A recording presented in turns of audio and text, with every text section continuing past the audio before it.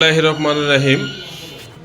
সম্মানিত সাপাহারবাসী, আজকে আমি সমাজের নানান পেশার মধ্যে একটি পেশা আপনাদের সাথে পরিচয় করে দেব।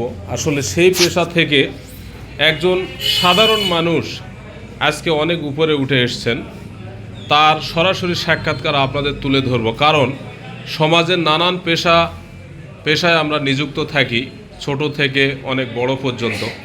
কিন্তু বাংলাদেশের গ্রামে শহরে বিভিন্ন জায়গায় অনেক শিক্ষিত অশিক্ষিত অনেক মানুষই আছেন।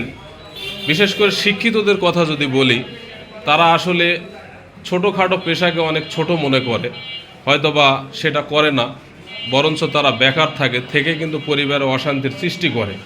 তো আজকে এমন একজন ব্যক্তিকে আপনাদের সামনে তুলে ধরব, যে ব্যক্তি একসময় সামান্য কৃষি কাজে যুক্ত ছিলেন এবং আজকে তার ভাগ্য পরিবর্তনের জন্য সে যে পরিমাণ লড়াই করেছে এই নতুন একটা পেশায় এসে। তো সেই ভাইয়ের কাছে আমি আজকে এসেছি। সেই পেশাটি উনি শুরুই করেছেন ভালোবেসে, মোটামুটি 1996-97 দিকে। তো মানুষ আসলে একটা ছোট পেশাকে ভালোবেসেও সে কত দূর আসতে পারে সেটা তার মুখ থেকে শুনবো। তো ভাইকে আমার একটি প্রশ্ন, যে ভাই আপনি কিভাবে এই পেশায় আসলেন এবং এই পেশা থেকে আপনি আসলে কতটুকু নিজের পরিবারকে ইমপ্রুভ করেছেন, উন্নতি করেছেন, আমরা আপনার মুখ থেকে সরাসরি শুনতে চাই। এবং কতটুকু আপনি সুখে আছেন এই পেশা থেকে। ভাই প্লিজ বলেন। ইনশাল্লাহ, আমি আপনার পরিচয়টি একটু দিলে ভালো হয় নিজের। ফজলুর রহমান, আমার গ্রামের বাসা হচ্ছে বিনোদপুর, সাপাহার, নওগাঁ। আমি 94-95 সালে কলেজে লেখাপড়া করি। সেই লেখাপড়া করাকালীন আমার ব্রেক অফ স্টাডি হয়। এর মধ্যে আমার একজন আর্টিস্ট, আমার মামুদ ভাই, উনি বলে যে তুমি কি করো? তো আমি বলছি আমি তো এই যে ধান লাগাই আর হলো বাচ্চাদের পড়াই, ব্রেক অফ স্টাডি হয়েছে লেখাপড়া। তো ও বললো তাহলে তুই আমার কাছে এসে কাজ শিখো। তো আমি ওর কাছে যে আর্ট শিখতে লাগে, আল্লাহর মধ্যে শিখে ফেলছি। শেখার পরে আমি 97 সালে দোকানটায় দিই, দিয়ে পর্যায়ক্রমে আল্লাহর মধ্যে একটু কাজ বাড়তে বাড়তে আল্লাহ তাআলা অনেক উন্নয়ন করে ফেলছেন ইনশাল্লাহ আমার। তো আজও করতেছি। তো আপনাদের কারো যদি সাইনবোর্ড, ব্যানার বা এইসব লেখার প্রয়োজন হয়, আপনারা আমার শাপলা টিল্লারুল মন্ডল সাপাহার, নওগাঁ, এখানে যোগাযোগ করতে পারেন। ইনশাল্লাহ সুন্দরভাবে সেবা দেব। আমার পরবর্তীতে আর হয়তো আর্টের প্রজন্ম নাও আসতে পারে, ডিজিটাল এসে গেছে। এর ফাঁকে যতদিন আল্লাহ তাআলা আমাকে এই কর্মে রাখতে পারে, আমি আছি আর কি আল্লাহর মধ্যে।